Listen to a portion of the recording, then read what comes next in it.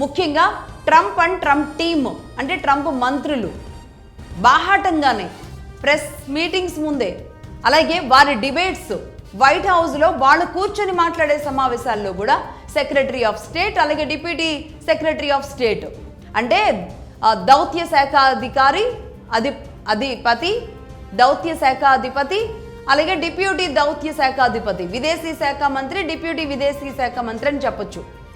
వీళ్ళు అంటే Marco Rubio అలాగే deputy secretary of state Christopher Landau ఎవరైతే ఉన్నారో వీళ్ళు ఏం మాట్లాడుతున్నారో తెలుసా? ఓపెన్గా వీళ్ళందరూ చైనా లాంటి దేశానికి అనవసరంగా మార్కెట్ చేసి ఇన్నాళ్ళు ఇప్పుడు మనకు కాంటెంపరీగా అంటే ఇప్పుడు ఒక కాంపిటీటర్గా తయారైంది చైనా.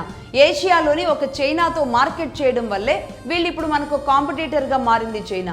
కానీ భారతదేశానికి అవకాశం ఇవ్వకూడదు, భారతదేశాన్ని ఎదగనివ్వకూడదు, భారతదేశంతో మార్కెట్ చేయకూడదు.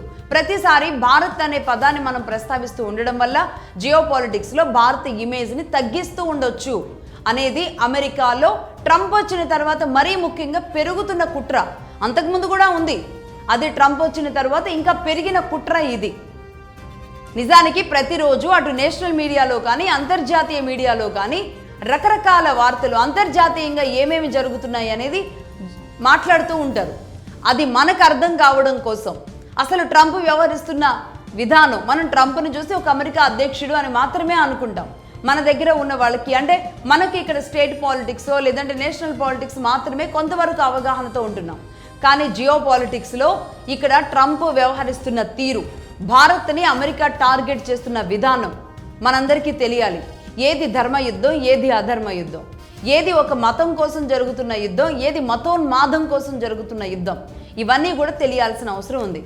అందుకే ఇక్కడ అమెరికాలో ట్రంప్ అండ్ ట్రంప్ టీం ఎవరైతే భారత్ని టార్గెట్ చేస్తూ ఉన్నారో, భారత విషయాల్లో వేలు పెడుతూ ఉన్నారో, భారత్కి భద్రత లేదు, భారత్లో శాంతి లేదు అని కావాలనే భారత్ని ప్రపంచ దేశాల ముందు పలచన చేయడానికి తక్కువ చేయడానికి వ్యవహరిస్తున్న విధానం ఏదైతే ఉందో, భారత్కి సంబంధించిన ఇంతమందిని మేము పంపించేస్తున్నాం, భారత్కి ఇంకా నెక్స్ట్ మార్కెట్ లేదు, టారిఫ్లు వేసేస్తున్నాం, రష్యా నుంచి మీరు ఆయిల్ తీసుకోవడానికి లేదు, మేము 1 నెలే టైం ఇచ్చాం.